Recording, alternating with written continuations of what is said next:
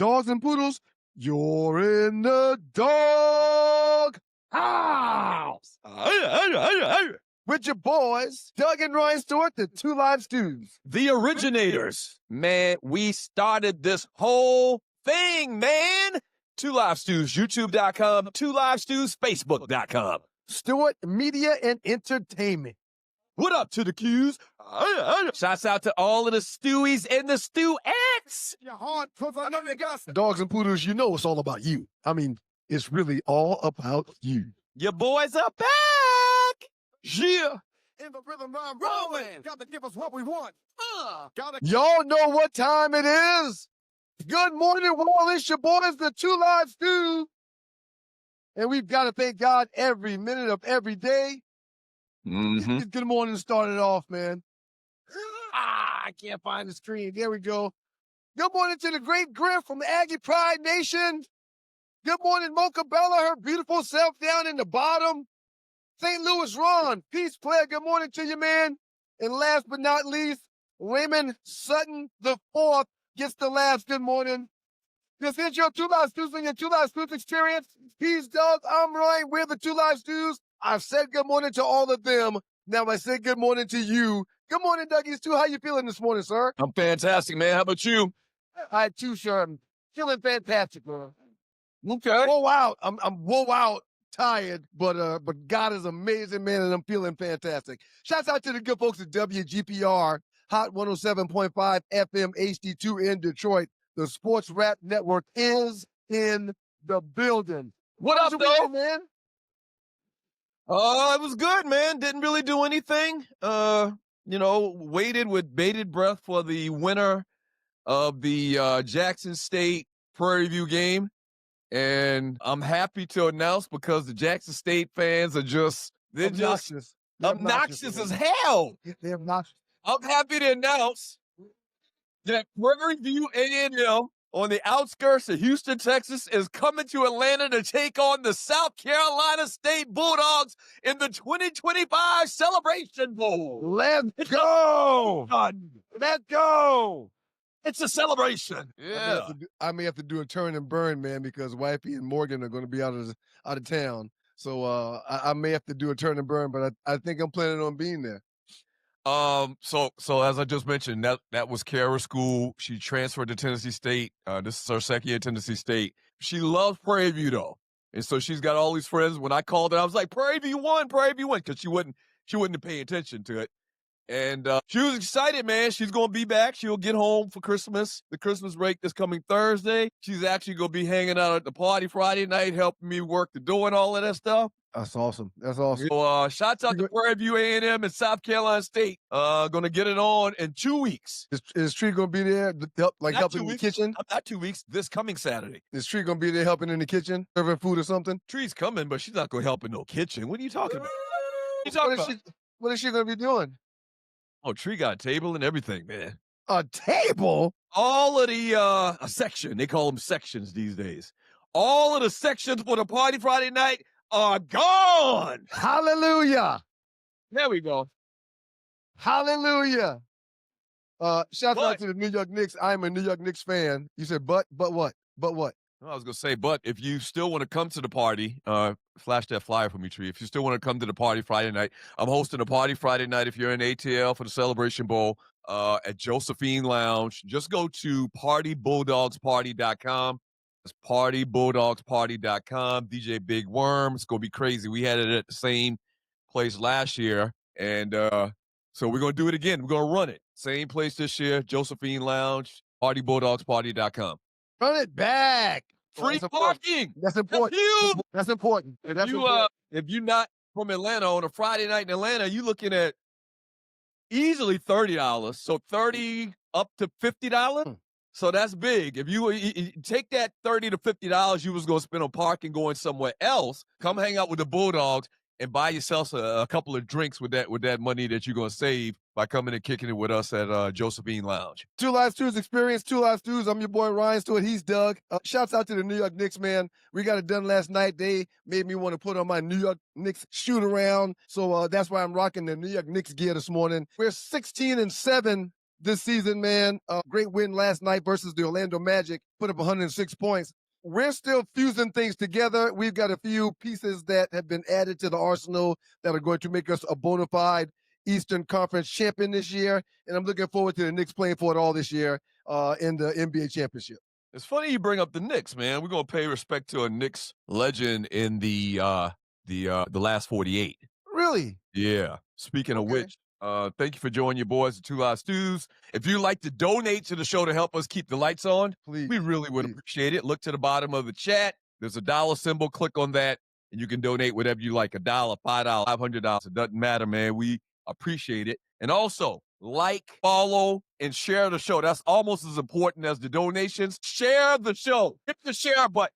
Tell your friends. Tell 1 or 2 friends that your boys are back and better than ever. All right? Can I talk to you about my weekend, man? Yeah, go ahead. I want to y'all start. over you soccer dad. I want to start with this, man. This is a picture that I showed on First Take over a decade ago, probably like 12, 13 years ago. This is Miles when he was like knee high to a grasshopper's tail, right around. He was close to 1 year old at this point in time. And now I want to show you a 16-year-old Miles story. Miles had a birthday on Saturday, man, and celebrated with some of his friends. We asked him what he wanted to do, if he wanted to have a party, did he want to go somewhere? He was like, I just want to go get a hibachi dinner with my rock band and a few buddies. And after that, we want to come back to the house and trash the basement. All right, bud, no problem. Y'all Wait a minute. Huh? What? Miles is part of a rock band? Not only is Miles a part of a rock band, Miles started a rock band, sir. What? He's amazing, man. He, like, for school events and whatnot, kind of like the organist at the church. For school events, I knew he went and played the drums and whatnot, but he started a freaking band. What's the band called? I forgot the name of the band, but that's neither here nor there. You need to know the name of the band, man. Okay, all right. Schoolhouse Rock, I think. Something like that. Anyway, he started the drum line at the school that plays during the football game and the basketball game. He started the drum line, and after starting the drum line, they had so much success and got so much notoriety. Him and a few of his buddies peeled off and started doing rock band, man. Yeah. Hop out. That's what's up. I will email Tree some footage and ask her to see if she can load it, man, and we'll see if we can get out to. Yeah, he's a happy birthday, Miles. He's 60, man. Had a birthday on Saturday, but I missed the birthday, and I'm gonna tell a quick story, man. I missed the birthday because this past weekend I was in Lawrenceville. Go ahead. I was in Lawrenceville for a soccer tournament. Mm-hmm. And when I tell you, man, you see the propane tanks. Shouts out to Chuck Griffin. You see the propane tanks, man. Mm-hmm. It was so cold out there. My guy Chuck literally went to Ace Hardware, bought 2 propane tanks and those attachments to circulate some heat in the area. It was high 30s, low 40s in Lawrenceville. Wet, damp. It was muck. It was a mess this weekend. Yeah, went through a lot of that. Go ahead. I'm sorry. Well, I never wished my daughter to lose, but the championship game on Sunday was going to be at 3:30, 4 o'clock. Uh-huh. They went 2-0 on Saturday, which means if they win the game early on Sunday, which was at 11, then we got to stay until that 4:30 game, that 4:30 game. And that means we wouldn't get home till 7:30, probably 8 o'clock. Mm-hmm. I don't be hoping for the kids to lose, man, but secretly, man. For lightweight, hoping for the kids to lose.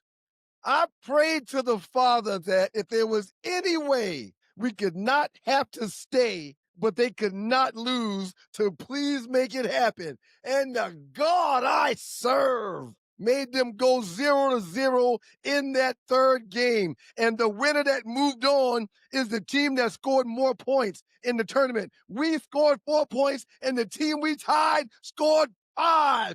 Ain't he good? Ain't he good? That's funny, man. So that was my weekend, man. And lastly, Wifey designed some Christmas cards. Here's a family picture that we took from the family photo shoot over Thanksgiving, man. And that's my weekend, man. That's my weekend. That's great, man. That's my weekend. On the road, man. I didn't tell a story about Miles and this water issue at our mother's house, did I? What water? Oh, no, you didn't tell that story, man. So, long story short, you're watching Two Live Stews Experience. It's Saturday morning. You know, we always say long story short, but they're never really short, right? You know that, right? So we're at our mother's house for Thanksgiving last weekend, and Saturday morning I wake up at 7 o'clock to go. We get ready to go. No, we don't get ready to go. I just wake up at 7 o'clock. we're about to leave to go back home. That's what it was. Miles is sleeping on the couch. And so he gets up as customary and he start talking to me or whatever. First thing he does is pull out his little game. He's playing the little tablet or whatever. And then at some point, 5-10 minutes later, he says, yeah, Uncle Doug, the water's been running all night. I says, what? What did you say? Yeah, Yeah, the water's been running since 11 o'clock last night. I says, Miles, what do you mean the water's been running since 11 o'clock last night? Yeah, me and Mason couldn't get it to turn off, and I didn't want to wake anybody, so yeah, it's been running for approximately 9 hours. he's very scientific too. I said, what? I said, Miles, show me. So we ran upstairs and looked at it, and the water was on. And I turned around, looked at me like this. He would give you that. He would give you that doodoo face look, man, when he ain't got nothing to say or can't explain something. So I didn't want to ruffle his feathers. I didn't want him to think that he had done something really bad or anything. I says, Miles, something like this, you have to tell somebody. You understand? Tell someone. He looked at me and he said, oh, okay, I know now. I told our mother the water's been running on. Mom popped up out of the bed. She's like, oh, Lord, no, what? I said, calm down. I even closed the door behind me because I didn't want her reaction. I didn't want him to hear her reaction. And I said, calm down. He didn't mean it. We don't want to get on him too bad. Just be calm before you walk out here, Mom. That's part of the problem right there, man. We're protecting these kids and we're not. Well, but it was a mistake. It wasn't a mistake. I don't know what to call 30, it. Okay, like the right category. 45 years ago, let's replay it, and that's you in our house telling Mom and Dad you left the water on from 11 o'clock. What would happen? You eat nobody up? Pop, pop, pop. Yeah, backhands. I would have got back. So you go from that to what happened? You telling Mom, explaining to Mom not to be too loud. Don't let him overhear her disgust. Where she would have been dropping knees, throwing elbows, putting us in the figure four. Right. But that's part of the problem. But it's different today, man. And we talk about this all the time. These kids are different. I just saw this thing. I saw this video. There's this phenomenon happening right now where kids are cutting off their parents. Yeah. Oh, yeah. Like kids, and I forgot there's a term for it. I'll look up the term. But this is a thing. Good morning. Good morning. It is a thing. Oprah did a whole special. Yes, that's who did it. Oprah did it. I can't remember what the name, what they call it. When you go silent, they go silent. It's They not go go. silent. I think it's It's called no contact. Yeah, Going no contact. No contact. No contact. Baby, the stories I could tell you, but I How won't. long have you not had contact with your children? Please stop it. But my daughter will go no contact with Maya in a minute. Tree, let me tell you something I real can't. quick. I mean, as a parent, I'm not gonna get into it, but I let her. It's a whole show, Tree. It's a whole show. I just let me let tell her. you something.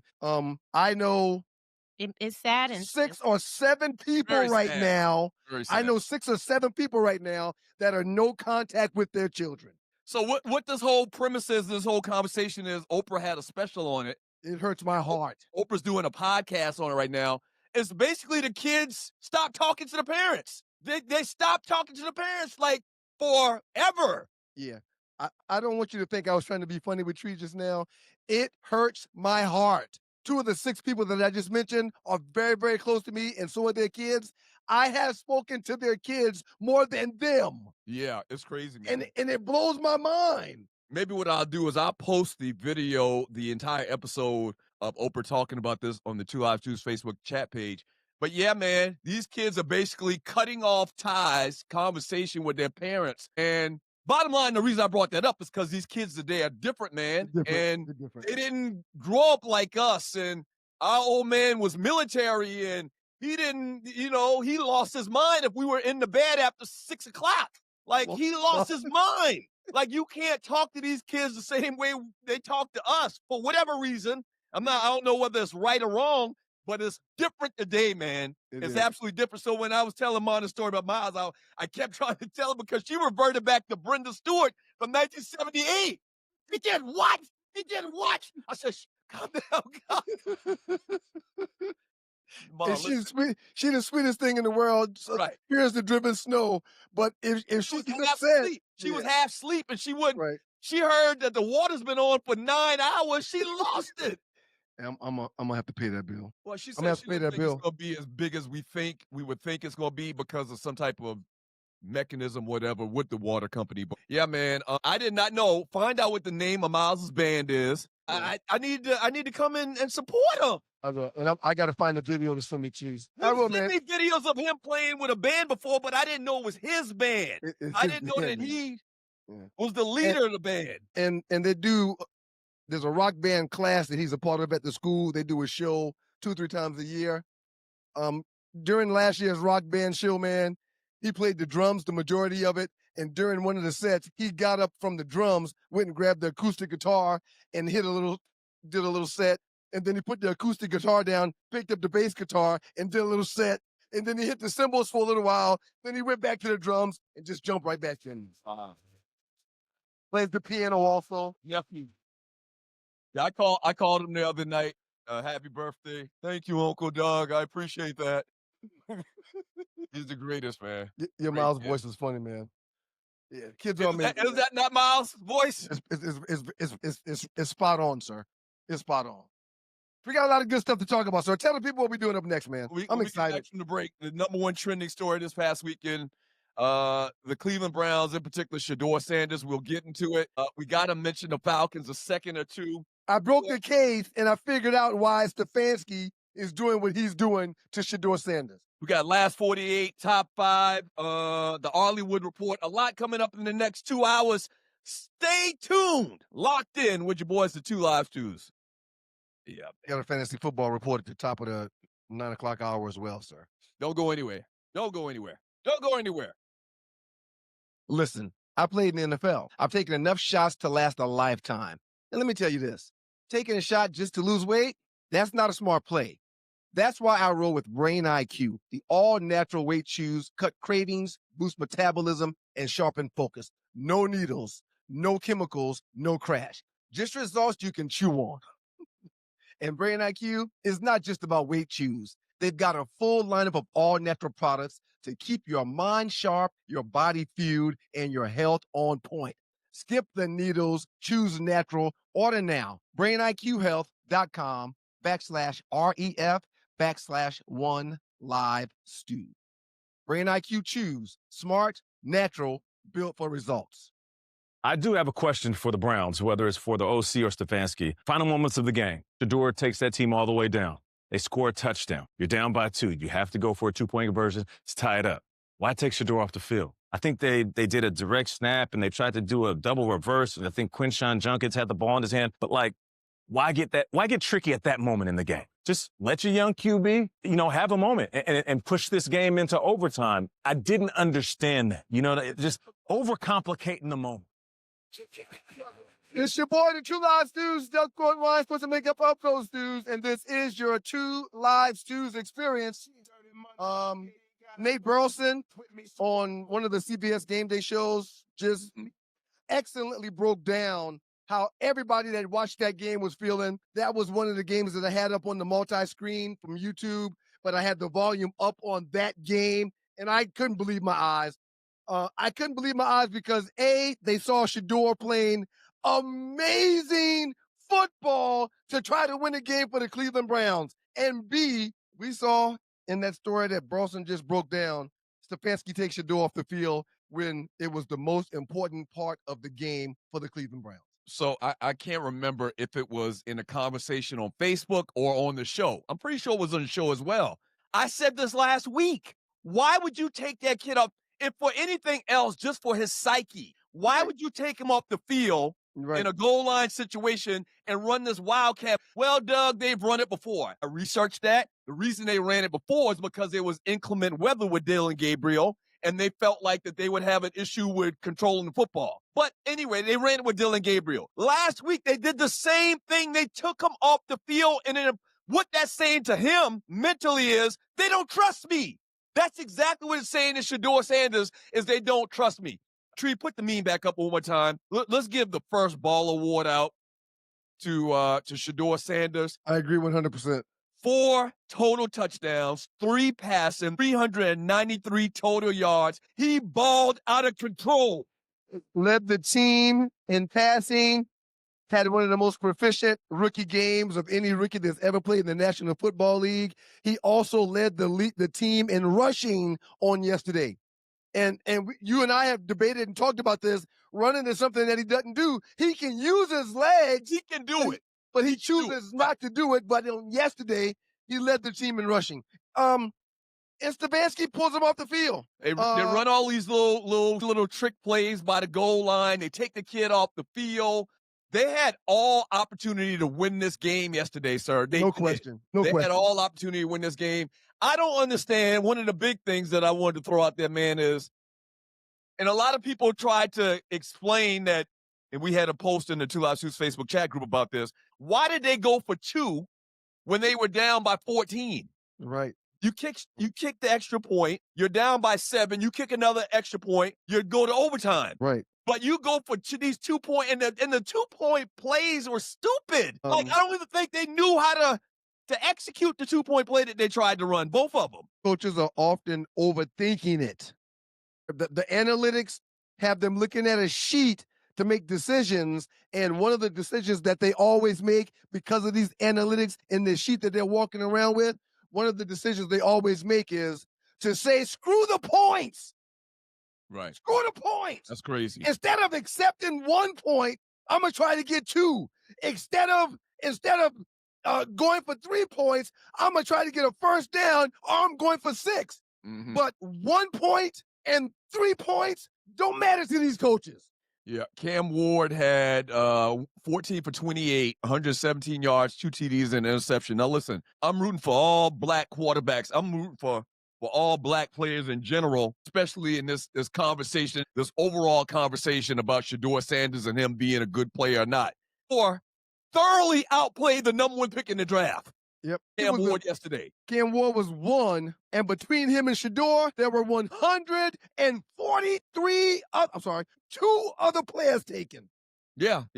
And one thing about Cam Ward, root for Shedeur over Cam Ward, as I mentioned this when they had the whole back and forth when they were working out together, I think in Miami.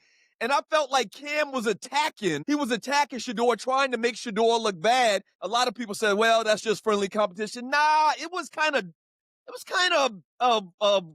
really weird. It was uncalled for back and forth hate that it seemed like Cam had for Shedeur. I don't understand. This is something else I'm figuring out, too. Were both players participating in the dozens while they were having to work out? No! Or was it just Cam Ward taking shots? It was just Cam Ward taking shots at Shedeur. That's not true, Doug. Yes, That's it not was. true. Yes, No, it Doug, was. that's I thought it was. I thought it was.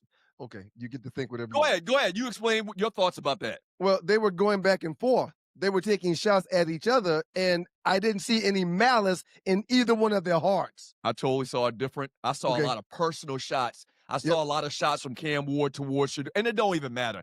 Right. I saw a lot of shots that he took at Shedeur, trying to make him look bad in front of the people that are going to be making the decisions about drafting quarterbacks. Well, he was 54.8% completion percentage on this past weekend, and when it comes to his rating, he was right under 100 at 97.7. Shedeur balled out. And, sir, I think I figured this thing out. Mm-hmm. Kevin Stefanski, a 2-time coach of the year in the National Football League and now the head coach for the Cleveland Browns, allegedly, is a close relative to none other than Atlanta's very own news reporter, Tim McCarver. Okay, go ahead. I need more explanation. Do you know who Tim McCarver is? Oh, Tim McCarver's the dude that Deion threw the water on. Boom! Right. They're related? Allegedly. It's got to be something like that. I can't think of any reason why. I think you tell me some type of historical facts. You talking about a conspiracy theory. I said it's alleged. Okay, all right. But yeah, the beef that Deion and McCarver has had for decades is now blowing back on Deion's child that is a quarterback for the Cleveland Browns. They're related to Mr. McCarver from the ATL media. Had the beef they had. Tim McCarver's dead, I think. Long time. I don't think he's around anymore. It's definitely. If he is indeed no longer around, I want to strike that comment from the record and act like we never said it.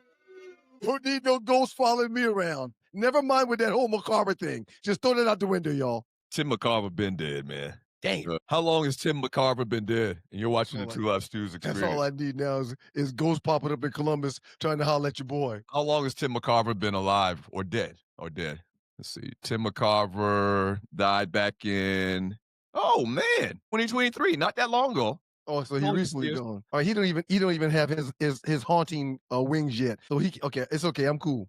So for Right. people that aren't familiar with Tim McCarver, he was a former Major League Baseball player. And he also was part of the media. And you go back and look at clips of him and Dion had a dispute. I think McCarver, took Dion to task because he was playing football. sports. Right, he playing two sports. He wasn't devoting his time to the Atlanta Braves. That'll tell you how long ago this was. Dion ain't played football or baseball for a long time.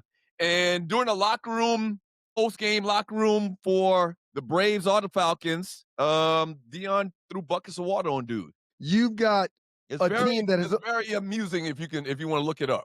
You've got a team that has only won one game that is beating a team that had a quarterback that threw for almost 400 yards, and they've got Myles Garrett at defensive end terrorizing the opposing quarterback. Mm-hmm. And y'all lose. Right. Cleveland lost to Tennessee. Keep in mind, Tennessee's got one win or had one win on the year until this game happened. That's what I just said. You know what else I'm figuring out too, man? What's that, sir? That there's a lot of ninjas that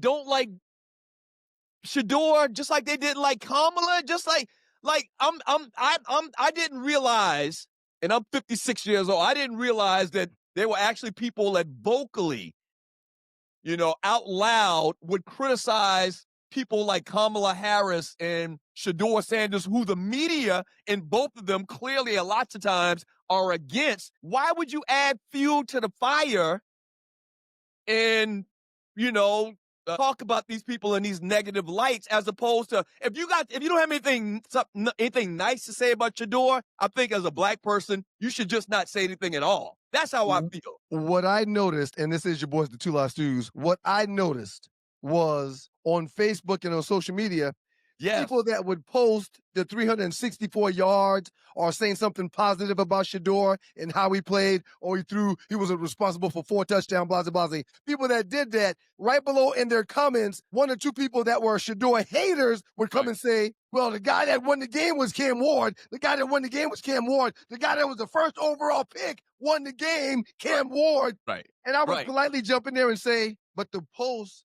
wasn't about Cam Ward. Right. The post was about Sheduer Sanders. Right. Do you go on Cam Ward post saying Sheduer Sanders did it? No. So you're right. There's some vitriol. There's some beef with people about them's the one that Harry would have left behind, man. Plain and simple.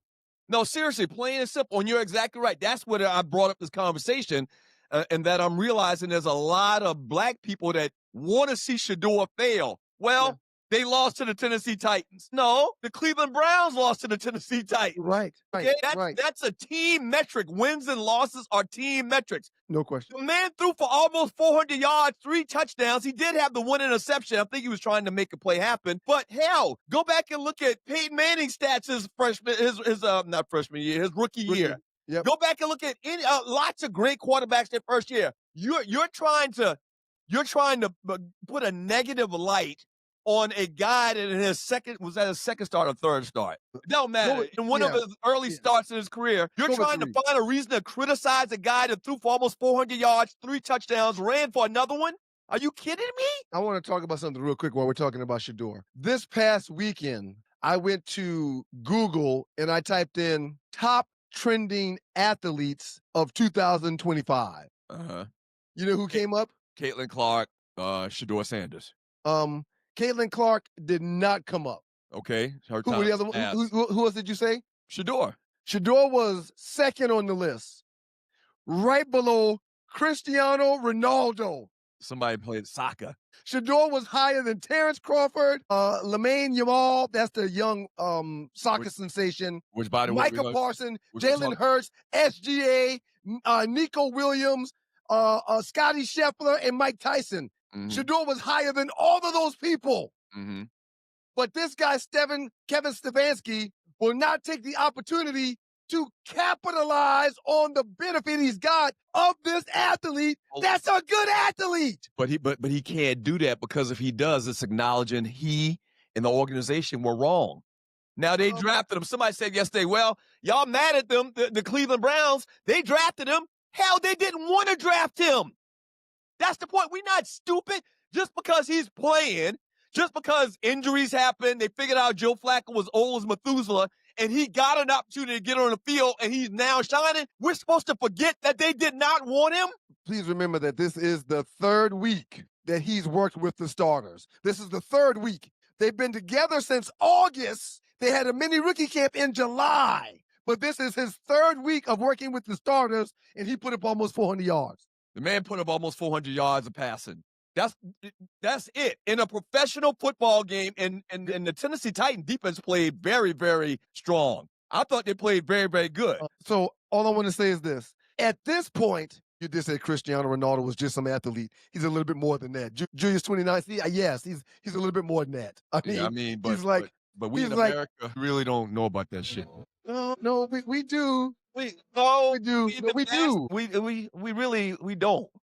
I mean, you know that, right? They can't put the genie back in the bottle, so there's nothing they can do to hold this young man down anymore. The only thing that they can do is keep him in Cleveland. But his star is going to shine, his star is going to rise, and the hat is out the bag. People know he can play given an opportunity. It's a cat, not the hat. Cat? But here's the thing, man. We already knew. I always thought it was the hat is out the bag. No, it's a cat is out the bag. Why would a hat be in a bag? What does that mean? Why would a cat be in a bag? Because cats are treacherous. Cats are very, very slick and conniving, man. They'll scratch your damn face up in a minute. You know what? That doesn't make any sense. And moving forward, I will say the rabbit is out of the hat. That's what I'll say moving forward. Right. I think that's what you were confusing it with. But there's no cats in bags, and there's no hats either. Okay, so that's my bad. And you're watching the Two Live Stews experience. There's nothing they can do to keep Shedeur down. One thing I wanted to mention. There's some team that is going to want a quarterback that is going to say, hell, I'll take him. No, man. I mean, at this point right now, and all it's going to do is get better. At this point right now, the whole coaching staff is going to get fired. The whole coaching staff. And they're going to get fired, even though the owner probably had a part in them not drafting him or taking him, and this whole theme of not taking him until the 5th round. Yeah. The owner record saying he did not want Shedeur. Right. But only owner in the history of sports to ever say to a player on his team to tell the media, I did not want that player. But the bottom line for owners making money. You just said it. He the hottest thing since sliced bread. Ain't nothing they can do now. There's nothing they can do to get rid of him. They're going to have to fire Stefanski and this entire staff, because not only do they say dumb stuff, they do dumb stuff. So 2 things. I read on several different news outlets that John Gruden said he would love to take the Cleveland job, and one of the main reasons why he would take it is because of Sheduer Sanders. And I have a source that is in Dallas that told me Mike McCarthy, made a comment to him directly that if he had Sheduer Sanders, he would win on any team that he'd have. Tree, throw back up that meme one more time. You're watching the Two Live Stews experience. Doug Stewart, Ryan Stewart. So they can hit all they want. It's okay. He's eventually going to get to play. Yeah. And I can't see the bottom. 393 total yards. Show the other one showing his completion percentage. There we go. 23 of 42. I'm going to guess, man. 7 to 10 of those passes Shedeur threw away. He was throwing the ball away. He ended up throwing the ball away a lot yesterday, but guess what? That's smart. It's fine. As opposed to throwing the ball in the double and triple coverage, he got rid of the ball, so his passing completion percentage could have easily been a lot better. There were several drops, too. You know that the wide receivers for the Browns ain't all of that. Jerry Jeudy had the big pass. Shedeur made some point perfect passes yesterday as well. Somebody said it wouldn't have been so many yards if he didn't throw a 60-yard touchdown to Jeudy, but he threw a 60-yard touchdown to Jeudy. What do you mean it wouldn't be so much? Right. Why are you trying to negate what was done? Does that make any sense? Any 50-yard touchdown pass that a quarterback throws, you don't never hear nobody say, but what if he didn't do that? What if he didn't throw what he Man, y'all stop it. Y'all gotta stop it. It was, and listen, I didn't watch the Falcons yesterday. Like I said, I'm going to talk quickly about the Falcons, and it's really not a long conversation. We're based in Atlanta if you're new to the show. But what I saw yesterday from Shedeur, we don't need the one spot. What I saw yesterday from Shedeur says that he's a starting quarterback in the NFL. We already knew this, but yesterday he basically proved that point. Bottom line. Yeah, man. And I before you tease what's coming up next, I gotta say this. And he's been denied every opportunity to flourish and get better from day one. Right. Just keep that in mind. What if he was named the starter or drafted in the first round and went through training camp, got all of the snaps, and played from game one to now? Right. Right. What is that to work on his talents the minute they got him versus just keeping him in the back of the room? They're going to do a 30 for 30 on this, man. There's got to be some type of investigation starting back to the pre-draft workouts, to the draft, till now. There's got to be some type of 30 for 30 they're going to do in this whole entire story. When we get back from the break, college football playoffs are up. They're completed. We're going to get into that conversation, man, and give you our thoughts on that. Don't go away. Two Live Stews experience. Tired of workouts that leave you feeling drained? Do you want to push your limits without compromising your health? Introducing NPE, the ultimate pre-workout powerhouse. NPE is packed with natural plant-based ingredients that fuel your body and mind. We're talking about sustained energy, enhanced focus, and accelerated recovery. All this while giving your immune system a powerful boost. But NPE doesn't stop there.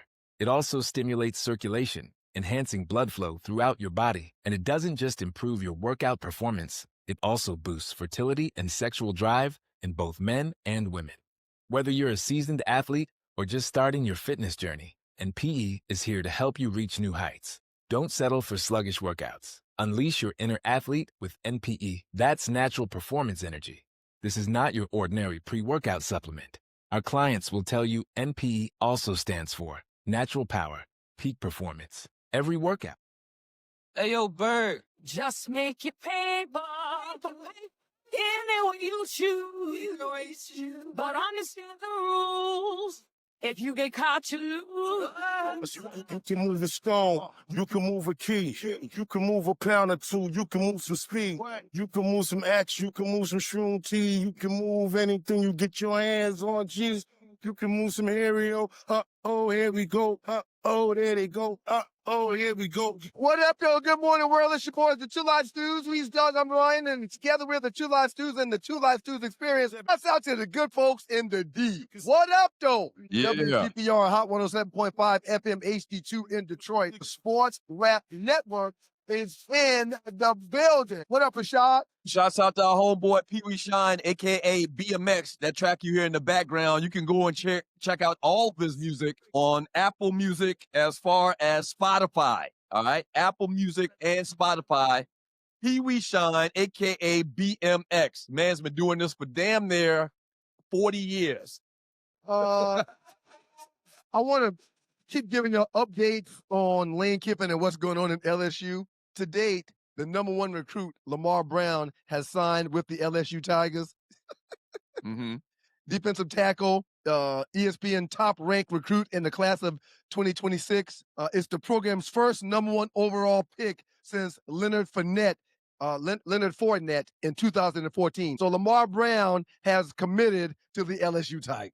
Speaking of college football, man, the number two trending story, so says the Two Live Stews, is the college football playoff brackets are out. Top four seeds. Indiana, who beats Ohio State this past weekend in the Big Ten Championship. Number two, the Ohio State Buckeyes. They didn't drop as much as you would think a team would drop after they lost on the same weekend. Well, they lost to the team that was right behind them at number two, and it was a battle. If it wasn't for a missed field goal, they probably win the game. So I understood them only dropping one spot and Indiana going up to number one. Indiana's still the only undefeated team in the country right now, so they deserve to be where they are. The Georgia Bulldogs, who put those paws on Alabama, you heard that? They put them paws on Alabama. The Georgia Bulldogs are the number three team in the college football playoff bracket. And number four, the Texas Tech Red Raiders. Wow. Then you see the rest of the teams: JMU, Oregon, Alabama, OU, Tulane, Ole Miss, and the Miami Hurricanes and the Texas A&M Aggies. What are your thoughts? I got a couple observations about the brackets, man, and who they let in and who they didn't put in and all that stuff. What's your thoughts? This is going to seem and sound biased because I am a alum of Georgia Tech, played for the Yellow Jackets, and I bleed blue, white, and gold. I bleed it. This is not an argument for Tech to be in because we went 3-4 on our last month. Went from 8-0 to 3 to we got what we deserve. But every conference champion has to be allowed to be in the 12-team playoff. Okay, remember Every what you're conference champion. Remember what you're gonna say. You can go. You can go. Let me stop right there and say this. Okay. Now, we haven't been in the trenches every day over the last 5 or 6 years when this whole college football playoff thing has come about. I thought, and I didn't realize until yesterday, that the conference champions from the Power 5 is really the Power 4 now because the Pac-10 is not a part of it anymore. Right. So I thought that winners from the Power 5 automatically get a bid. Right. But that's not the case because Duke won this past weekend. They didn't get a bid. Their record didn't say they should get a spot, but I thought that automatically if you won the conference championship in a Power 5 league that you automatically got a spot. But go ahead. And then a year ago, Florida State goes undefeated and loses their quarterback, and the committee passes on them too. Yeah. So I didn't even think of that. I forgot about that. Yes. Right. Yeah. So to me, it has to make sense. That's the first thing. I got a second part. Okay. But it has to make sense. You cannot win your conference and then get snubbed and somebody say, oh, well, Duke's got 5 losses. I don't give a damn. They won their conference. They played their conference championship. I could have swear they said if you win your conference, you're in. All right. Now. But go ahead. You're going to say that this is the liberal Ryan coming out, but here it goes. Okay. The system is truly fundamentally flawed. Okay. Why? The committee now is in the committee has command right now, and it's ridiculous. It doesn't make any sense. When the computers had the final decision, it didn't make any sense. So I don't care if it's 4 teams, 8 teams, 12 teams. I don't care if they go to 16 teams potentially. There will always be valid arguments from the people that get left out. There's too many diverse opinions, and there's too many people concerned about what they want more than the next. And that goes for the committee as well. So I don't think there's nothing that can be done that will ever allow us to say they got it right. And when you say got it right, you're meaning the 12 best teams in college football. However many spots are available, the best teams getting in. Right. There's only one way that they can do it. And what's that? If it's a 12-team playoff or a 16-team playoff, you finish up with whatever the top-rated 16 or 12 teams are, those 12 teams or 16 teams has to be in. That's it. Well, There's no other way to go about it. You can't give the power to the people when the people can make flawed decisions. You can't give the power to the computer when the computer can't use the eye test to make the right decision. Right. So you believe in the eye test to a degree. Sir, that's definitely a part of it, and I've never denied being able to, your eyes telling you what you see. That's part of it. You're historically a numbers guy, but that's the point. Numbers matter. I hear what you're right. Yeah, numbers matter. Numbers matter, but numbers matter, and head-to-head competition matters. Head-to-head competition should be the first number-all thing that they make the decision with. If you beat me and I didn't beat you, then I can't be ahead of you. If you beat the I can argue about this all day with you. I'm not going to even go there. Bottom line is this, man. That's my point. There's never going to be able to. You're not going to be able to come to an agreement. No, I'm talking about the fact that now you're saying the eye test when historically you hate the eye test. You always arguing about stats. Right. Eye test tells you. Hold on, Doug. That's not what we're talking about right now. Stay on topic, please. Please stay on topic. That's not what we're talking about right now. Yeah, you're going to convolute the whole argument that we're talking about right now. Notre Dame is better than JMU and Tulane, man. Notre Dame would whoop Tulane and JMU's ass. They got to get rid of that. They tried to be cute. Hold on. They tried to be cute. They tried to be politically correct and fair and all this. I said the same thing last year with Boise. And what happened? They got the brakes beat off them. You gotta stop this charity. Oh, well, they won their conference. We're going to put JMU in. Oh, well, they won their conference. But we know that your team is not constructed better than Notre Dame. We know that Notre Dame has a roster full of 4- and 5-star players, has played much better competition because that's what they do. And we know that you have a bunch of 1- and 2-stars, okay? Your conference is much weaker. Why would we give JMU and Tulane a spot in this playoff, a coveted spot in this playoff, when you got teams like Vanderbilt out there that you know are probably better? Miami. Notre Dame out there that you know are probably better. Hell, Miami got in, but they may not have made it in at the loss of JMU and Tulane. It's ridiculous. Okay, So, go ahead. JMU and Tulane. JMU and Tulane did what?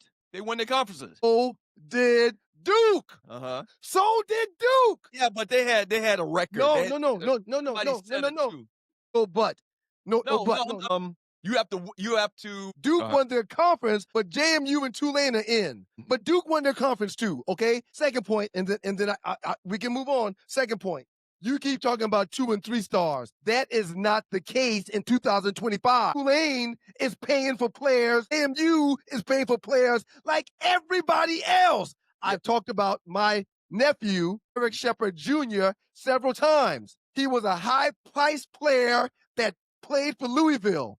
He was a high-priced player that paid for Cincinnati, and Tulane got his services this year. Right. Let me say one thing about what that point you just made. That's a very valid point. Yeah, everybody's got players now because everybody's got money and a collective to pay players. I hear what you're saying. You're watching Two Live Students Experience, and that's a very good point. I was going to make the point earlier about Indiana. Like, the whole scope of college football has changed. Indiana used to be historically the worst college football team, or one of the worst college football teams, my entire life. I agree. But now, because of this NIL thing, they can get good very fast, but because they can get players. But let me ask you this. The Heisman Trophy winner is probably the quarterback of Indiana. Okay, but let me ask you this question, though. Do you really believe that JMU and Tulane got a bigger bag than Notre Dame? Do you think you think Tulane? No, they don't. No, they don't have the money that Notre Dame has to spend on players. Well, there's a lot of, you cannot go over $25 million. Okay. And there's only a handful of schools that are willing to pay $25 million worth of money yearly. So no, you're right. No, JMU and Tulane does not have a bag like Alabama, Texas, Texas Tech, and Notre Dame. Right. However, it only takes 2 to 3 players in the right position with the right supplemental pieces to have success. It only takes one coach that knows how to coach, how to strategize, how to make in-game adjustments to find ways to win if you've got the right players. Sir, Indiana has the Heisman Trophy player that's going to win on their team. Mm-hmm. They don't have a bag like Notre Dame and Alabama, but he's on their team. Yeah, I have to look back at the history on how he came there, or all of the details. It doesn't matter. But it doesn't matter. Bottom line, do you think that JMU and Tulane are a better football team than Notre Dame? Doug, or Vanderbilt? Doug, with the transfer portal and the I just asked you a question. Not necessarily. No, not necessarily. Thank you. No. That's against what you're trying to point out. No, you don't agree that Notre Dame has better talent and a better program than Tulane or JMU. I do not necessarily agree with that. No. Right. And we just gave you 2 glaring examples why. It's very disingenuous for you to say Notre Dame ain't better than JMU and Tulane. Hey, Doug. But go ahead. Dame, you just say anything just to try to win an argument. But Doug, we don't win arguments all the time, man. But Doug, go ahead. Notre Dame doesn't have the Heisman Trophy candidate on their roster. But Doug, we just talked about Derek Shepard Jr., who is being paid to play at Tulane, who left Louisville for Cincinnati and left Cincinnati for Tulane. Mm-hmm. So you're trying to tell me that Notre Dame has a much better roster than so-and-so when at the end of the day, Indiana has dominated college football the last 2 seasons. And they're just Indiana. Right. But Indiana's the number 1 pick. I didn't make this debate about Indiana. Why are you trying to switch up Indiana with JMU and Tulane? I didn't say anything about Indiana. I didn't say Indiana doesn't deserve to be the number 1 seeded team. I just gave you How'd examples. you flip to Tulane and JMU to Indiana? I just gave you examples of why other teams have stars that put them in positions to win. That's it, man. Okay. So you can have a favorite if you want, but again, if the right team with the right coach and the right supplemental players find a good DN, a good DB, a good quarterback, a good running back, a good wide receiver, or a good tight end, if you've got 3 of those 6 players and good supplemental players, you can win, i.e. Indiana University. I know you're trying to win a debate. Right. Quote unquote win a debate. Right. Yeah. I'm trying to tell the other side of the what you're spewing. That's all. The bottom line is they are the exception to the rule. Who? The reason why there's seeding and not seeding. The reason why there's different divisions of football. There's 1AA. There's this. There's that. There's Division 1 because it's almost like weight classes in boxing. 230-pound men aren't going to get sanctioned to fight 160-pound dudes. Right. And that's literally what this is in college football. There's blue bloods, and I hate that term. There's blue bloods, and there's teams that historically have been good forever, and they built up a big booster club. They got a ton of money. They got this, what's the little term called when you get money? Collective. They got these huge, dynamic, ginormous collectives and this, that, and the other. Yeah, there's every once in a while some teams from a Division II program or a 1AA program can get into the conversation, but historically, it's about Alabama, right. Notre Dame, right. Michigan, Ohio State, Georgia, Florida. The reason why the blue bloods are the blue bloods is because they had total dominance back in the day because they were under the table paying players. Right. And we just going back and forth. Now everybody's paying players. I understand that. Yeah, sir, the number 1 recruit in the country just flipped from Georgia, the number 1 quarterback in the country. His name is, what's that kid's name? Don't matter. Kid X. Call him Kid X. It doesn't matter. Kid X just flipped from the number 1 quarterback that was going and committed to Georgia to Vanderbilt. And why? Because Kid X said he wants to stay in state. He wants to be in Nashville. So I'm not going to Georgia, one of the top programs in the country, and I'm going to Vandy. That just happened. Yeah, but that happens all the time. That happened before NIL. Kids wants to stay home and play for the state school. But you're trying to say that a superior school like Notre Dame can't be beat by a school like Tulane when kids are going different places for different reasons now. Hey, when we get back from the break, man, and thank you for joining your boys on the 2 Live Stews. We get back from the break, Hollywood, with the Hollywood Report, some entertainment news. She's going to give us an update on the cruise. If you didn't know, the Stews are cruising. We're taking a cruise down to the Bahamas, going to watch the Super Bowl on said cruise. Always, come on and give us an update. She's like, handling the whole, booking and all of that stuff, man. So stay tuned for that and some great entertainment news. And we'll find out what she did over the weekend as well. Yeah. Don't go away. 2 Live Stews experience. And Boise, you argued me to death last year about Boise. It's different now, more so different now than it was then. Just a year later, it's different now. Hello there, it's your favorite cruise director, Arlie Michelle, and you want to be on the inaugural Cruise with the Stews, February 6th through 9th. What's up, Stew Nation? We want to see you out on the big water for the big game, and we cannot wait. Have you signed up to go with us on the cruise yet? If you haven't, there is still time. We want to see everybody's face in the place. We're going to be celebrating from Miami to Nassau, Bahamas, and back. You want to be in the place. Can't wait to see ya. Yay! We're so excited. We're going to cruise together.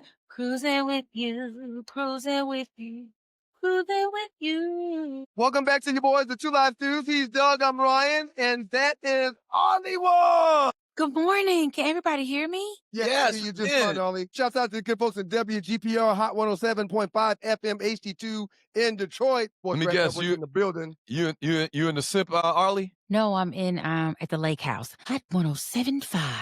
Okay, all right. You a little blurry No. this morning, but I'm a little what? blurry. Your screen's a little blurry, but it's okay. I hate when that happens. I have bad reception out here. The Lord wants me to pay attention to just the water. So it gives me bad Arlie, Wi-Fi. you got a lake house? How much would you rent that out for? We can talk about it. Okay. It's not mine. It's my brother's. Oh, okay. It's the Shit. family. It's the family. It's as good as yours. Right, that's what I was about to say. Shit, Pretty your much. brother is my brother. Yep. I mean, That's we exactly all right. brothers. We're happy and we're singing and we're colored. How was your weekend, Arlie? Fun. It was great. I've had cousins weekend. That's actually why I'm out here. My cousins came in town and we have been drinking and eating and laughing and drinking and eating and Love that. laughing. I love Mhm. that. Yes. I love that. That's So it was good. a fun weekend, and we're not finished. We convinced my aunt and two of my cousins they had to leave. They were gonna leave yesterday. We just made them stay. Whenever I'm in a situation where I'm not driving, I seem to abuse alcohol just a little bit more. But you're responsible enough not to do that if that situation isn't set up the way you need it to be set up, though. So Right. that's good. Something Right. like what y'all doing right now, y'all not doing anything. Y'all just got alcohol out there. Like this cruise, like That's I'm how on a we about to cruise, be. I'm gonna Yeah. probably consume too much Yeah. alcohol. I'm I gonna be mean, ear-space listen. shorty the entire time. Listen, it's going to be so amazing. Y'all, for those who don't know, the Two Live Stews are going on a cruise February 6th through the 9th from the beautiful city of Miami, Florida to the wonderful blue waters of Bahamas. We will have a perfect day in Coco Cay on Saturday. Sunday, going to the city if you desire. Sunday night, we're going to all watch the big game together. The big game is the Super Bowl. Yes, some of our team won. Some of us will have teams that actually made it. We will not be one of those people. For those that are Falcons fans, we will just have on a jersey. Right. Damn the Falcons. But if you're still interested, somebody called me on Friday and asked about pricing. And so we can figure it out. As long as the cruise still has rooms, we have our book of rooms, our groups, but as long as we have room, they have space staterooms, as they call them, on that ship. Wonder of the Seas, we're going to get you on there. So holla at your girl at sme.arleywood@gmail.com. I'll Arley. finish, Arlie. All right. Shout out to Javon 3300. Jared Curtis is the player that flipped it. I couldn't think of his name just now. It was very important for me to figure that out. Sorry about that. Mm-hmm. Thanks. But, The chat be taking care of you. They're making sure they. I really appreciate the chat more than anybody really understands. Thank y'all Yeah. so much They for paying being in the attention. chat. Absolutely. What you got, Arlie? Okay, so first of all, y'all know what it is. We start this thing off right. We got birthdays in the house In tonight. the house tonight. Oh, Happy birthday to you. Happy birthday to you. Happy birthday. you stuff, been man. practicing for a mile? I had a performance this weekend. I was on the road this weekend, so my voice is a little sore. Yeah, when you have to sing a lot, you have to rest your voice. Yeah. And then you have to come in here and talk and y'all argue and that just puts so much strain. So you need to rest your voice. Ryan, you've been practicing with Miles. First of all, happy birthday to Sweet 16. Our boys have Sweet 16s? What do they have? I No. think it's Super 16. 16s? Yeah, call it Super 16. That's fine. Yeah, that's cool. That's cool. I like that. Happy Super 16 to Master Miles. I remember when he was born. Oh my God. Yeah, he 16. You grow up so fast. And y'all were talking about that whole kids ignoring their parents or disconnecting or whatever it is. I'm just trying to figure out how that works because you 16, 17, 18 or whatever you are. How you got money to not talk to me? Where you live? No, What do you do? it's adult children, not children that's in your home on your dime. It's Oh, they adult on children. their Yeah, okay. it's adult children. I don't know how they think that's appropriate. What have we taught them? We suck Right. as parents. But anyway, Yeah. happy birthday to actor Wendell Pierce. He is 62. Everybody remembers him. He stayed working, but people remember him as Detective Bunk Moreland On the wire. Oh, on okay, The Bob. Wire. Happy Great birthday. actor. He isn't. He does a lot. I remember him as the Miniman in Waiting to Exhale. That junk was so funny. Ooh, you feel it? Ooh, yeah. And she was like, Anyway, political commentator, television host Joy Reid is 57 today. Reid, Happy birthday, Joy. She's Happy birthday, very Joy. thorough. that's Is right. she a She's our Delta? Sarah too. That's She a right. Delta. Okay, I thought she Honorary was Delta. Okay. R&B singer Chrisette Michelle is 43. Mean Girl, I call her a mean girl, and she thinks she a black Barbie, a pink Barbie, or something. Onika Tanya Mirage Petty, Nicki Minaj, 43 today. Is Petty in her real name, or you added that? She married a dude named Petty, and she acts just like her last name. Boy, do she act like her last name. Petty Correct. Patrol, baby. It was a couple of years before I realized that she was Indian. Red dot. Nicki Minaj is Indian. I thought she was Trinidadian. Right. Trinidadian. I thought is that God dang it, Doug. No, but I'm thinking that's kind of like the same. She's It's not two dead. different things. Trinidadian and Red Dot is two different things. That's two different set of people. Okay, that's true. I mean, maybe she does have some Indian background, so perhaps. I don't know. I've never studied her. West Indian. Go with it. Former professional NBA Wait a player minute, West Dwight Howard is Indian? 40. No, I think she's trying to help you, Doug. Let's just move on from it. No, go ahead. I'm gonna do the research. Go ahead, Tree. Dwight Howard is 40 today. Former wide receiver Terrell Owens was turned 52 yesterday, and actor Jeffrey Wright, 60. I love me some Jeffrey Wright. That man can act. He played Peoples in the movie Shame when they did the remake. Yes. Oh, yes. my God, I love him. Great actor. Outstanding He's actor. amazing. Outstanding actor. Yep. So, happy birthday to all the people. Happy anniversary to anybody out there in Stew Nation. Happy birthday to any of you. We hope that you had an amazing birthday. And if it's coming up, that it's going to be fabulous. They say Doug is right. All right, Doug, you're right. Yeah, so I asked a question to AI. AI is on point all the time. AI knows exactly what they're talking about. Let's go with it. I says, is West Indian and Trinidadian the same? No, West Indian and Trinidadian are not the same, but they are related. West Indian is a broad term for people from the Caribbean islands, the West Indies, while Trinidadian refers specifically to someone from the island nation of Trinidad and Tobago. Okay. They say half of Trinidad is Indian, so we don't know. She's a pretty girl, but she petty. Petty. She petty. Back to what we started this thing with. She petty. Petty, happy birthday to you, though, petty girl. Yes. We might need to be careful because somebody will tell her we were talking about it and should be on our arses very soon. But the recognition might do us good. So people are like, who is she talking about? They'll be over here on us. Okay. First up, I want to ask if you all, I didn't see the interview on the Pivot with Odell Beckham Jr., but I'm sure you've seen his comments about how the $100 million was just not enough. I saw this headline, and I just don't believe this is the truth. It can't. I just please continue, Ollie. I'm sorry. Please continue. No.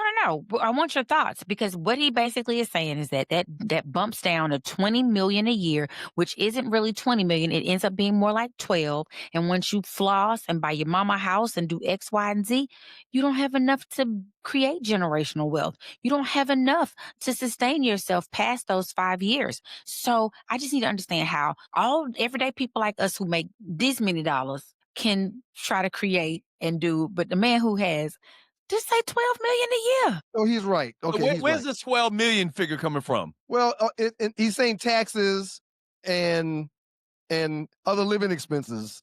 Okay, but the 12 million a year is $60 million. Right. That's what I was about to say. Take 40% off for taxes from 100 million. They got 100 million on the meme, and I've heard the number 100 million. You're looking at 60 million left over. 60 million.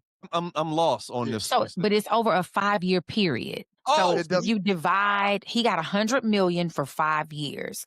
That's like saying I got 60 million for 5 years. 5 times 12 is. And he's saying that's not enough to build generational. Okay. It's not enough for him to live off of. It's not enough. He needs more. So I just feel like it's a bad spending habit or something. They say he has some very expensive cars and he got very, very expensive watches. I read somewhere that he has been banned from LSU for 2 years because he was on the campus, making it rain for some of the players or something crazy like that. I just don't understand. I was looking at the lottery. All of us are trying to win it.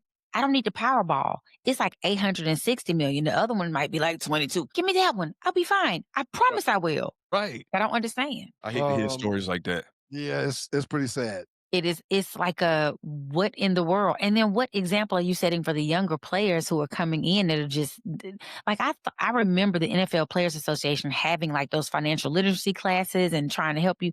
I guess that people just don't listen. Yeah. A couple of people have said we don't see the colonizers having the same problems when they're with their players in the National Football League. That is not true. Yeah, some of them deal with the same thing. Yeah. Yeah, It's about and what's reported. yes, and at the end of the day, the majority of these players, a lot of them do spend it frivolously and have multiple homes and multiple cars at each home and different wardrobes at each home, and a lot of them do that. However, A bunch the of baby majority mamas. a bunch of baby mamas. A lot of them end up broke because of trusting other people and they get robbed. That's how the majority of athletes end up broke. Yeah, that's the unfortunate part. And you don't have time to really manage it the way you want to because you out here trying to keep your head from your bill from getting rung, you know? So I can't just be sitting over here looking at my money. It would be great for a person like you that has a brother who's in the industry who then makes sure, that your money is straight. You gotta Right. you gotta have somebody you trust. Yeah, I ignored him though, so that's another story for another day. But that's on you though. At least you had it. I agree 100%. I agree 100%. So, I mean, I just hate to hear that that's what what he's saying. And so many people are like, man, we got opinions about everything. So many people are upset with him about even just saying that. Like, dude, how could you? It's everyday people who's struggling and they had even 100,000, it would be different, but they say studies show that even with 150 people who make $150,000, that they are even saying they live in paycheck to paycheck. So we have poor spending habits. That's really what it boils down to. No question. Next up, did y'all know? I did not know that Michael Jordan's racing team and another racing team were suing NASCAR. Did y'all know that? I think I did saw know the that. headline, but I don't know the details. So Michael Jordan, his team 2311, I guess is XI 2311 Racing, co-owned by Michael Jordan and Denny Hamlin, and another business partner, and this other company, Front Row Motorsports, filed suit after back in 2024, NASCAR required that all of their teams signed this 112-page charter agreement. It was real strict. They were like fast deadline, sign it. And the two of them said, nope, we're not signing it. So they felt like, y'all know NASCAR is it's for real good old boy system. They don't you can only temporarily, and then the license that they give you is revocable at any time. So it makes it hard for you to get investors. NASCAR controls everything. Like if you need to get something fixed, you got to go through NASCAR approved suppliers. There's no competition for anything in that whole regard. So that's what Michael Jordan and them are really fighting about right now. And if this goes through, like if they happen to win, it will have an impact on a lot of professional sports leagues and how they're run in America. It will change ownerships. It will allow probably more minorities into the sport. It will allow more independent in the sport. It'll allow you to have more opportunities to go, not just stay in this little NASCAR realm, but other people will jump in. What do y'all think they're going to, NASCAR was started 76 years ago. I can't imagine that the courts are going to rule even if they think it's a monopoly. The good old boy system is about to fall thanks to Michael Jordan, who's a part of the good old boy system. It's funny. It's funny we talking about this kind of in the same conversation with what's going on with Bud Crawford and the WBC, which we're going to talk about a little bit later. Yes. But it's kind of like the same thing. It's manipulation at the top. It's a good old boy system. This is the way that we've done it forever. And, if you try to go up against us, then we're going to stomp you out. We're going, you're not going to be part of it at all. It's like backroom dealings. Right. And it's unfortunate because when you really sit and look at it, it all ends up being like a financial thing. And if you don't have any competition, then you can pretty much act the way you want to. That was the reason they broke up Southwestern Bell, and they broke up but they only to let them all come back again together. That's the crazy part. Right. So it's going to be interesting to see. They've been 2 days into court.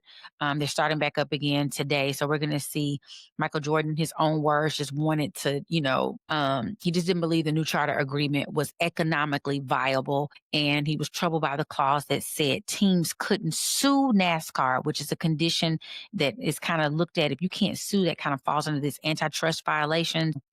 It's going to be real interesting to see how that plays out. Yeah, Fly Tie just said NASCAR teams have to pay a recharter fee every contract, not just one-time fee, and that's what Jordan and Front Row want. Yeah, man, it takes power to make decisions change, and if anybody's got the juice and the power and the notoriety to do it, it's that guy, Michael Jordan. Yep. Because they respect. I think regardless, he's respected. And he got one of these wives, so maybe they just feel like from my chapter, bro. Bus. What up, team? MJ is being treated like a ninja for the first time in a long time. The France family owns NASCAR, so it's privately owned. Them boys are making their own rules. Amazing that you can have billions and still be treated like just another ninja. Blue Shaking dog. my head. And 92 that year. Peace, butts. somebody said it in a post earlier that NASCAR started off as moonshiners. There were a bunch of moonshiners. Read the story. It's crazy. But look what it's developed into. Look what it's developed into a bona fide mechanism to just print money for colonizers. Yep. I wish we Shouts would. out to that year 92. Butts as well as Roscoe Roney. Claw was in the building today. Appreciate the Butts for being here. 91. Roger, come out Friday night to the party. Arlie, you got anything else? Yes, I just want to say this is, so many times they say as Black women, we don't support one another. Well, y'all see her? Fine. That is Fine. Tracy Ellis Ross, She 50-some years old, looking fabulous. So for all of y'all out there who say, y'all women, I support my sisters, especially my sisters. I don't too much fool with them Becky sometimes, but my sisters, I want to give you your flowers while you're here. So you better work it, Tracy Ellis Ross. I really like her because she's always thirst trapping on Facebook or on social media. She be ooh. Shout out to you, Tracy Ellis. One time for you, girl. Ooh, Grandmama's she's grandmama age now. Grandmama's just different No, today. I don't remember my grandmother being in anything other than a darn house gown. A moo-moo. What they call her, moo-moo, right? I don't remember Mary Rivers in anything other than a house robe and slippers. And guess what? They bought us the same kind of stuff. Every gown I have from my grandmother is flannel. I will catch on fire if I walk too close to a flame. And it got all the colors in it. And I look like I'm supposed to be on Little House on the Prairie. Outstanding job today, Arlie. We appreciate you. Yes, thank you so much. I'll see y'all in the chat. Thank you, Arlie. Tracy Ellis is a good follow. A lot of poolside pictures, if you know what I mean. I think half of them pictures be AI, though. Okay, that's fine. That girl fine. She fine.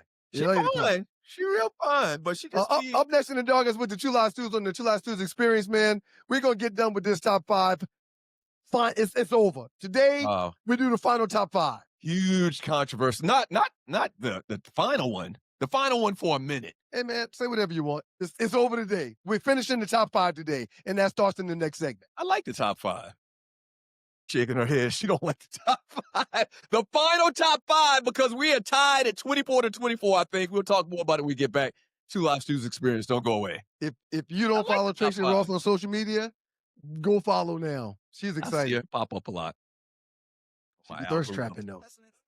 It's your boys, the Two Live Stews. Doug Sturwine stood the makeup of those stews, and this is your Two Live Stews Experience. That is why the Sanders family has all of the problems that they have today. That's why. Listen, man, that was too much, man. What if that man would have caught pneumonia and died in a couple of days, man? That was too much, Dion. Do you know what made that happen, though? Do you know what escalated it to that point? Well, we talked about it earlier. Macara made some very disgruntled comments. He made some very disgruntled comments about Dion. Basically, he called Dion selfish from going back and forth between the Braves and the Falcons. Yeah.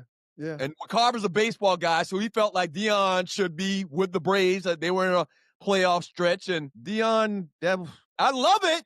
I love when you throw water on a colonizer, but that was too much.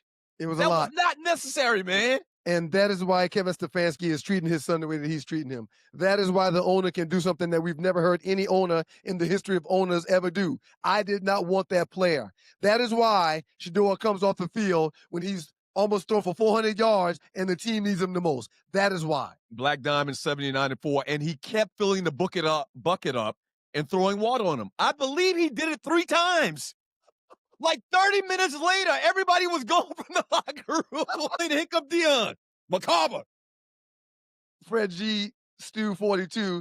Dion is an author, and he and his family's demise. Dion is an author of he and his family's demise. So I guess what he's talking about kind of is, ain't there a verse in the Bible, sins of the father? Yes. Sins of the father, man. Yep. Listen, you know me, I'm a Dion fan. I didn't like what he did to Jackson State. We're not going to even go back there. But that was unnecessary. I'm glad you brought that up. It was unnecessary to throw water on that dude 3 times. I'm glad you brought that up. Sometimes I wrote some notes down a couple of days ago and never got to this on the show with you or with Joham we on gotta get In the this Huddle with top five, Joham that okay? comes up on Wednesdays. Okay. You mentioned you're not a fan of how he did Jackson State. I'm not mad at Dion for the decision he made for he and his family to leave Jackson State and go to Colorado. You're on record And for I'm that. not mad at Lane Kiffin for the decision he made for he and his family to leave where he was at Ole Miss and go to LSU. Mhm. I want everybody to understand how consistent I am. I Mhm. feel bad for the players at Ole Miss. I thought they were done dirty. I think the players at Notre Dame has been done dirty because they don't get to go to a bowl game. We'll talk about that a little bit later also. But I'm not mad at the coaches for taking another job because we as humans do that all the time. Yeah. I don't give a shit about Lane Kiffin, Ole Miss, or LSU. So it don't matter to me one way or the other. I do care about somebody promising a bunch of HBCU kids and the program and the student alumni that he's going to do this, that, and the other, and absolutely doesn't do that. Walks away. He did it while he was there. All right, so let's get to the top five. The top five is basically a competition. We come up with a subject and we give you the top five things that we rank in that particular subject. We are right now at 24 and 24. And in this top five, we let you vote in the Two Lives Two's Facebook chat group, okay, on which list is the best. And I think Tree's looking forward to kind of give us an update on where we're at right now. She's coming right now. There we go. That's what she said. That's what she said. I didn't mean it like that. All right, so here's the total, 24 to 24. The last one we did was the top five Eddie Murphy movies of all time. It's come down to this. We've been doing this pretty much since we came back to doing the show, and it's come to this. I won the last one, so I'd like for you to go ahead and give us your top five albums with no skips. What was the conversation that we had the other day that brought this up? We were talking about something, and I forgot exactly what it was, but I did remember the topic when you texted me last night. Yeah, I couldn't remember exactly what it was. So we got into great albums, yada, yada, and we said, you know what? That'd be a good one. Y'all were talking about, and I'm sorry for busting in. I can't. Y'all were talking about Jodeci because we played the Jerry Curl gospel clip. That's That's right. right. That's That's right, right. Tree. That's why you're the Outstanding best, job, Tree. Tree. Well, I didn't say all that, but she's right about that. And I made the point that Jodeci album was fire. Like, there's no skips in that first Jodeci album. You did that. Sky album. Yeah, yeah. Before we go any further, you got to make a decision about your party. The party's Friday, right? Yeah. Okay. You got to make a decision. Either Tree comes or I come. It's up to you. Am I going first on the top five? Tree bought a table, man. She coming. What did you pay to get into the party? Yeah. Is it my turn? It's my brother's party. I wish the hell I would pay for anything. I wish that. Yeah. I'm your brother's producer. I wish the hell I No. would pay, but I Yeah. support him. Yeah. Thank you, Tree. No. Yeah. I all could right. just Okay, give- you chose. No problem. You chose. No problem. It's all good. So listen, for the record, I mean, Tree could have came in, plus one and all of that, but I couldn't just give her no damn table. No, the tables cost money. I could just give her. Right. She Yeah. could have got a seat, but if she Coulda got wanted a a table, seat. she got to pay for it. Yeah, I mean, Am I going first or you going first, sir? no offense. No, you going first. Give us your top five albums with no skips of all I time. will post the entire list after I get done with it. Top five albums you play from start to finish without stopping. Number 5, Lauryn Hill, The Miseducation of Lauryn Hill. One of the greatest blends of soul, hip hop, gospel, and pure emotion ever recorded in every single track. Number 4. Let me ask you one question. No. Number 4, Jay-Z, The Blueprint, soul samples, swagger, clarity, storytelling. He's one of the best to ever do it in all of those aspects of hip hop. Even the deep cuts are legendary. Number 3, A Tribe Called Quest, The Low End Theory. Jazz, rap, perfection, timeless, cohesive, smooth, you just let it play. Number 2, and my favorite of all time probably at number 2, the Notorious B.I.G., Ready to Die. It introduced a fully formed superstar in one day. It brought the dominance of rap back from the West Coast to the East, created a little East-West battle, but at the end of the day, the West Coast was kicking our butts, and Biggie turned that tide. He's amazing, the best storyteller in hip-hop. And last but not least, number 1 on my list, it's Spacey. soulful, lyrical, not a single misses. The South got something to say, and they said it here. I'm talking about Outkast and AT baby. Number 5, The Blueprint, Jay-Z. Number 4, The Miseducation of Lauryn Hill. Number 3, The Low End Theory, A Tribe Called Quest. Number 2, Ready to Die, The Notorious B.I.G. And number 1, The South got something to say, AT by Outkast. All right, man. I'm not going to even get in the back and forth with you. I'm just going to go ahead and give you my list. Tree, put my list up, and you're watching the Two Live Stews Experience. Coming in at number 5, The Notorious B.I.G., Ready to Die. The album is credited with revitalizing the East Coast hip-hop scene, which had been overshadowed by the West Coast at the time. Biggie's complex lyrics, smooth flow, and honest depiction of raw emotions cemented his legacy as one of the greatest and most influential rappers of all time. You had it on yours, but I think you had it a little bit too high based on the rest of these I'm going to give you. Coming in at number 4, Lauryn Hill, The Miseducation of Lauryn Hill. Who was it? Rolling Stone magazine said it's the greatest album of all time. I'm not going to get back into a bunch of details because you gave the details a little bit earlier. That's number 4. Coming in at number 3, Stevie Wonder's Songs in the Key of Life. Stevie Wonder blended soul, funk, jazz, pop, and world music elements, showcasing the virtuosity as a songwriter and multi-instrumentalist. The album's ambitious scope and profound humanism have made it an enduring classic that continues to influence generations of artists. So you got Sir Duke, I Wish, Another Star, Isn't She Lovely, all on that one album. Coming in at number 2, Michael Jackson's album revitalized the music industry during a sales slump and transformed Michael Jackson into an international pop culture icon. It won a record-breaking 8 Grammy Awards and featured 7 top 10 singles. And number 1, Marvin Gaye, What's Going On? I can hear our old man playing it on a Saturday morning right now at the house. Marvin Gaye became a landmark recording in popular music history, proving that commercially successful music could also be a powerful vehicle for social commentary and protest. What's going on? What's going on? Number 5, Biggie. Number 4, Lauren. Number 3, Stevie Wonder. Number 2, MJ. And number 1, What's Going On? Marvin Gaye. All right. I'm not going to be begrudging about your list because I like it, but I do have a question if you don't mind me asking you. We're going to put the list up in the Two Live Stews Facebook chat group, a poll, so you'll be able to vote for whichever list you like best. The poll ends Wednesday at 6 p.m. Eastern time, so make sure you cast your vote. Doug's list is a hit for us at the age of colonoscopies. I have a question for you about the Marvin Gaye poll. Again, I said no matter what happened today when we did these lists, I was not going to be begrudging.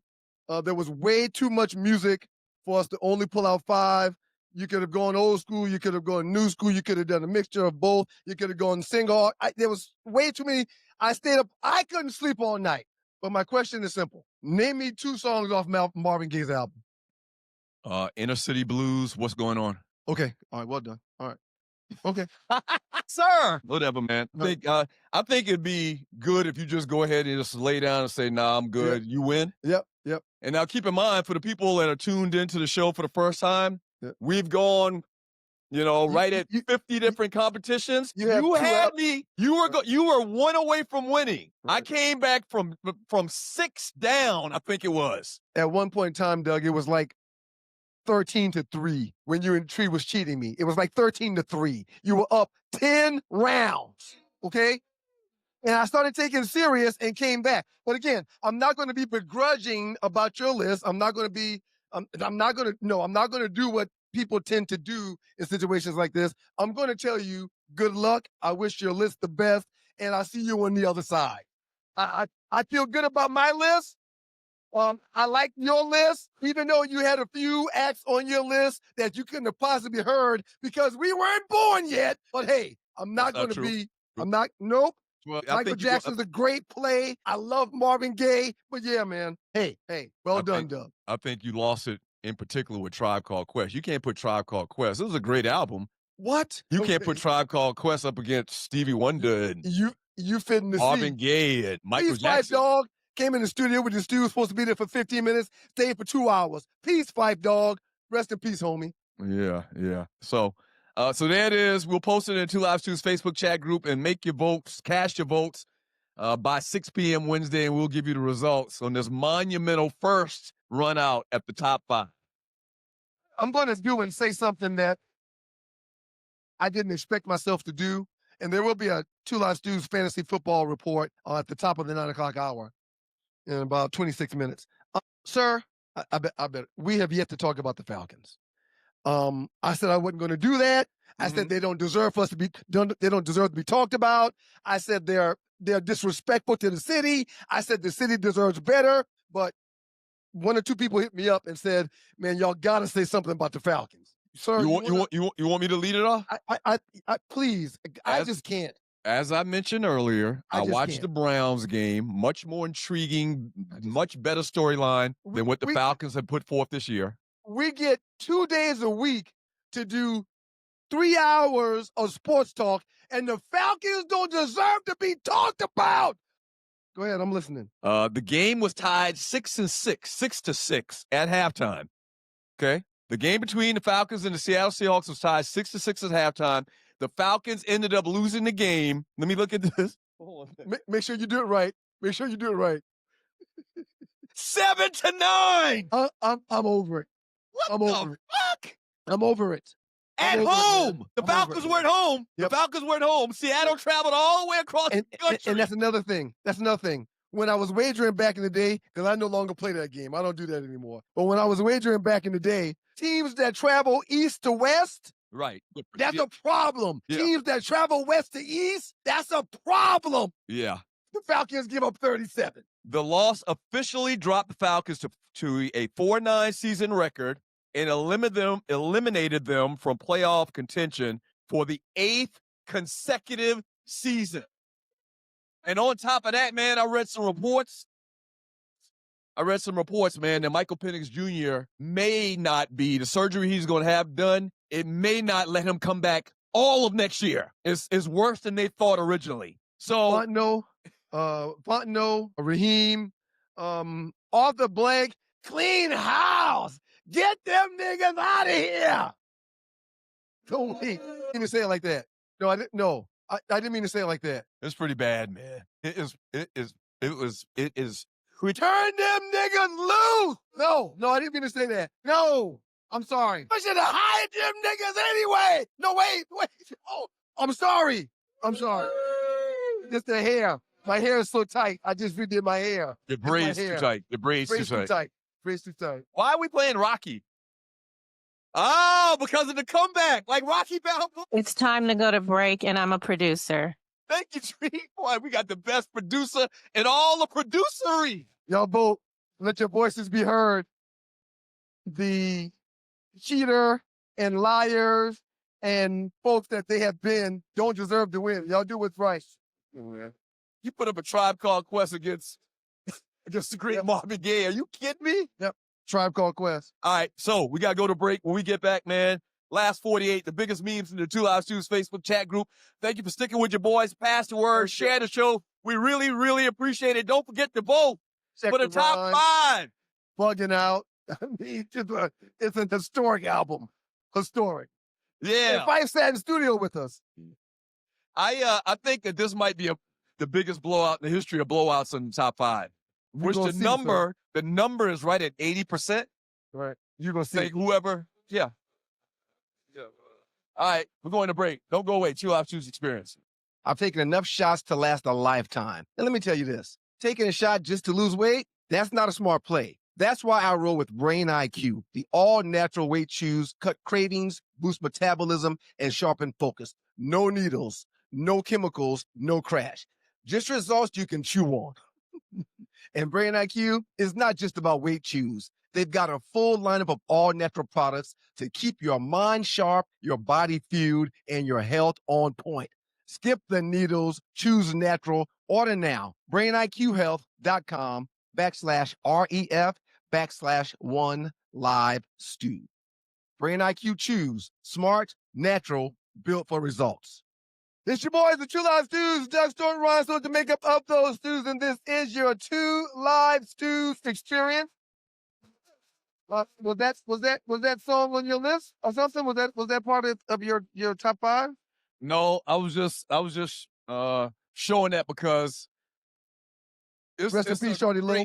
it's a great indicator of black influence in this world.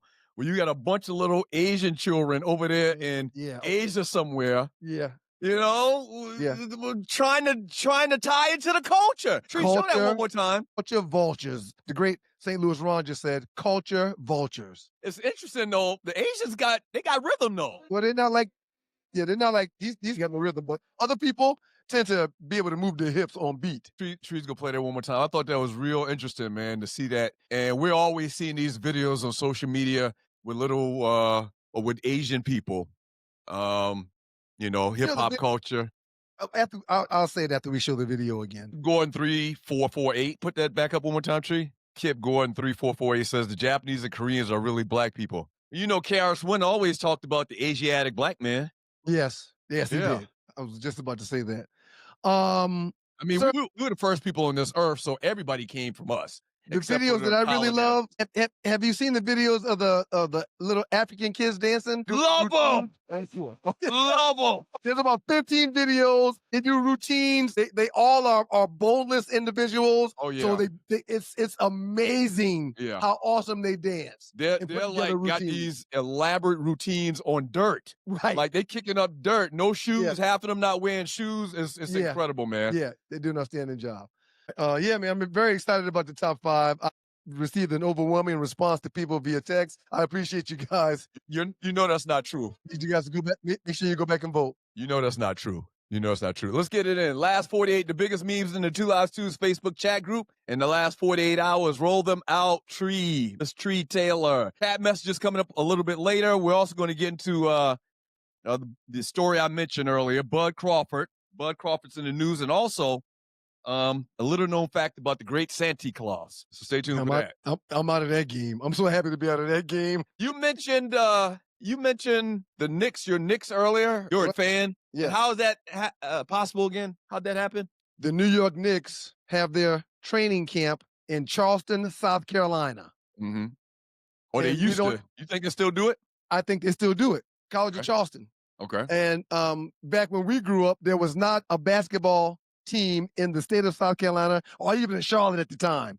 So I attached myself to the New York Knicks because I used to go down there with a friend. Dad took me once. Uncle Donnie took me once. So the New York Knicks are my team, and I am a Knick lover. Shouts out to them. They're playing outstanding basketball this year as well. I don't think Bernard King was on the team, but my first job out of college, Foot Action USA in the Citadel Mall in Charleston, when they were having training camp, Doc Rivers, can't remember who the coach was at then. Doc was a player. Doc Rivers was a player. Long time ago. So the Knicks team came through the mall. They came in the store and everything, and real cool. Right. They did used to do. And somebody from Charleston's watching the show right now. Did Doc spend any money? Huh? Did Doc spend any money? No, they just looked around from what I remember. But it was pretty cool. Yeah. It was pretty cool. But happy 69th birthday. I'm sorry, Bernard King. Put that back up. Happy 69th birthday to Bernard King. Yep. A walking bucket. A walking bucket. A walking bucket, this man right here. Had knee injuries, had some health issues, but this dude right here, King of New York. He was the king of New York. You know who his game was like? If you had to, you're a little bit younger than me. Larry Johnson, Anthony Mason. No. Who? He was a scorer. He was Carmelo, but he was Carmelo, but better than Carmelo. Larry Johnson shot buckets, man, from outside in that corner, man. Yeah, I remember he was a Knick too, man. Larry Johnson was more of an enforcer. The great grandmama. Yeah. But Bernard King, happy birthday.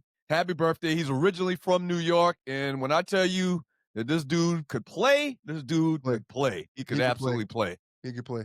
Happy birthday to Bernard King. All right, next one, Tree. All right, so this is from the chat group as well. Somebody's got to go. So one person got to go. I was blown away that LeBron was not on this list. I was blown away. Go ahead, man. Well, what do you think? Why do you think they didn't put LeBron on this list? Well, no, I was thinking the reason why you would want to post this is so you could take LeBron off the list. But again, to my surprise, LeBron wasn't on this list. But when I saw it, the first thing I said is LeBron's on there. Doug's going to pick LeBron. To people just listening on WGPR in Detroit, Go back and watch the live show on YouTube or on Facebook. One got to go: Jordan, Kobe, Dwayne Wade, Harden, Tracy McGrady, or Vince Carter. Which one got to go? This is very easy to me. Can you go first? Well, I mean, Vince Carter, man. yeah. Half man, half amazing, gotta go. Yeah. For people that say Harden, y'all are wrong. Harden, Doug just mentioned Bernard King, a walking bucket. Yeah. Harden is a walking bucket, just not during the postseason when his team needs it most. But other than that, Harden is a walking bucket. Right, and I don't remember Vince Carter winning any championships. No. He's played forever. I think he played more games than anybody else in NBA history, but I don't think that he won any rings. He won a slam dunk contest. Tracy McGrady don't have no rings either. But Tracy McGrady had inside game, outside game, played with his back to the basket, handled the ball. Yeah, and Vince could do all that stuff too, man, but he nah. It definitely comes down to the last three in this meme: Vince Carter, McGrady, or Harden. Simply put, because the first three got rings galore. Rel Scott said Harden got 75% of the votes on his polls. Okay, Rel. Man, for 3 years, Harden was unstoppable. Yes, man. Yeah. Now I know he doesn't show up in the playoffs, but as we just talking good basketball players, Right. man, James Harden was unstoppable for a couple of years, man. I think high riser when I think of Vince, and when I think of Harden, I think buckets.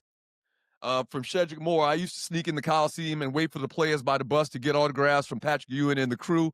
Wow. Cops always threw me out. Great times. Yeah. Yeah. I didn't have the forethought to do that, Shedrick, but you're brilliant. At a young age, you were brilliant. Mm-hmm. Yeah, that was a big deal in Charleston, man. The Knicks coming down there. Mm-hmm. All right. Next one, Tree. And you're watching Two Live Stews Experience. You're watching the Two Live Stews Experience. She's really taking her time today. You probably should talk to her about this. Just for the giggles, man. 69 Ford Mustang, Mach 1. It's beautiful. That's just beautiful. It's beautiful. That's just beautiful. Somebody is really taking care of that car. They got it restored. They got it fresh.